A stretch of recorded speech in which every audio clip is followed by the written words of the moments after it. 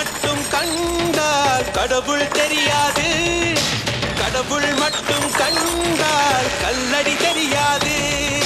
கல்லை மட்டும் கண்டால் கடவுள் தெரியாது. கடவுள் மட்டும் கண்டால் கல்லடி தெரியாது. 8ல் 5 எண் கழியும் என்றும் 5ல் 8 எண் கழியாது. அஷ்ட அக்ஷரம் ஏற்கும் நெஞ்சு பஞ்ச அக்ஷரம் பார்க்காது. ஊனக்கண்ணில் பார்த்தால் யாவும் குற்றம்தான். ஞான கண்ணில் பார்த்தால் யாரும் சுற்றம்தான்.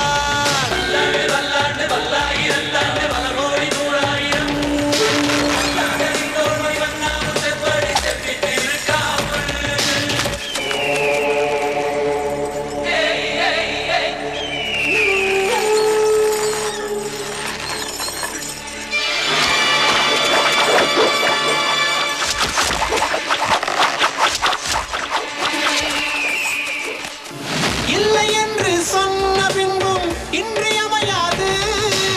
தொல்லை தந்த போதும் எங்கள் தில்லை மாறாது. வீர சைவர்கள் முன்னால் எங்கள் வீர வைணவம் தோற்காது. மன்னன் சொல்லுக்கு அஞ்சி என்றும் மேற்கு சூரியன் உதிக்காது. ராஜலக்ஷ்மி நாயகன் ஸ்ரீனிவாசன் தான். ஸ்ரீனிவாசன் சே இந்த விஷ்ணுதாசன் நான். நாட்டில் உண்டு 1000 ராஜராஜர் தான். ராஜனுக்கு ராஜன் இந்த ரங்கராஜன் தான். நீருக்குள்ளே மூழ்கினாலும் நீதி சாகாது. நெஞ்சுக்குள்ளே வாழும் எங்கள் ஜோதி சாகாது. வீசும் காற்று வந்து விளக்கணைக்கும். வெண்ணிலாவை அது அணைத்திடுமா? கொட்டு பான்மலை நில நனைக்கும். அந்த வானம் தன்னை அது நனைத்திடுமா? செய்வம் என்று பார்த்தால் தெய்வம் தெரியாது.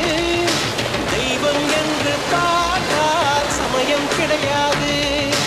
கல்லை மட்டும் கண்டால் கடவுள் தெரியாது. கடவுள் மட்டும் கண்டால் கல்லடி தெரியாது.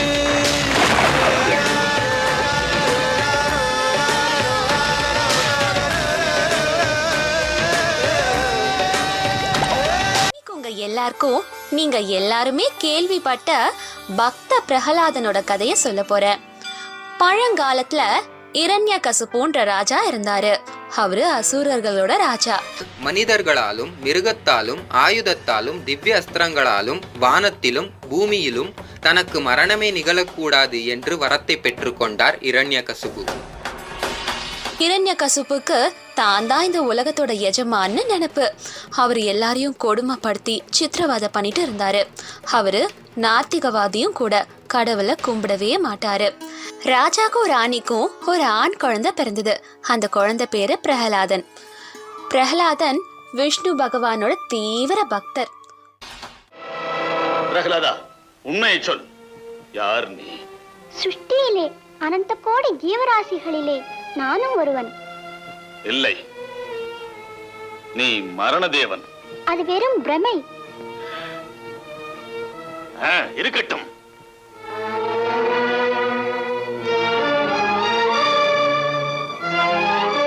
இந்த கதையை பார்த்தாயா? இது பரமேஸ்வரன் வரமளித்தது. இதிலிருந்து நீ தப்ப முடியாது. என்ன, உன்னை கொல்ல முடியாதா? சாவும் பிறப்பும் நம் கையில் கிடையாது. அந்த ஸ்ரீஹரி விருப்பத்திற்கு எதிராக ஒரு அணு கூட அசையாது. அப்படியா? நான் உன்னை கொன்றால் உன் ஹரி வந்து காப்பாற்றுவானா? பிறகு இதுவரையில் என்னை காத்தது யார் என்று நினைக்கிறீர்கள்? அந்த ஸ்ரீஹரிதான். டேய் வாயாடி, நீ போற்றுகிற மகிமையை பொருந்திய அந்த ஸ்ரீஹரி எங்கிருக்கிறான் என்று சொல்கிறாயா? சொல்கிறேன். எங்கே? தூணிலும் துரும்பிலும் இருக்கிறார். அப்படியா சொல்கிறாய்? நான் கேட்கிறேன், இந்த தூணில் ஹரி இருக்கிறானா? எந்த நுயர் தந்த ஸ்ரீஹரி இல்லாத இடமேது? இதை கண்டோர் பலர் உண்டு.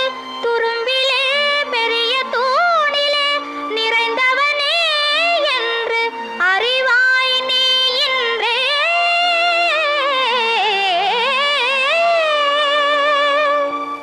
அப்படியானால் இந்த தூணில் இருந்து உன் ஹரி வெளியே வரட்டும்.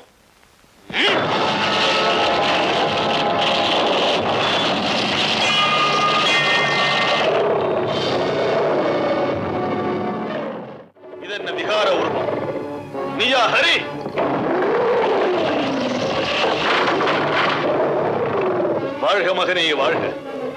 இதுவரைக்கும் மூவுலகிலும் தேடி பார்த்தும் தென்படாத விரோதியை இன்று உன்மூலம் கண்டேன். எனக்கு பிள்ளையாக பிறந்ததற்காக நீ செய்ய வேண்டிய கடமையை செய்தாய். ஏய் மாயாவி!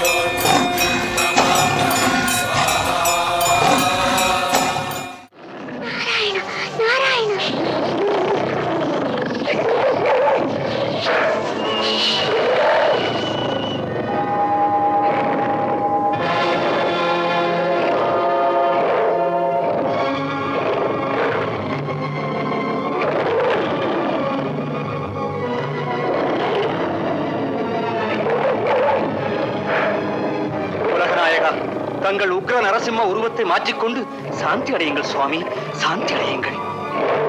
பிரகலாதா, ஸ்ரீஹரி உனக்காக அவதரித்தவர்.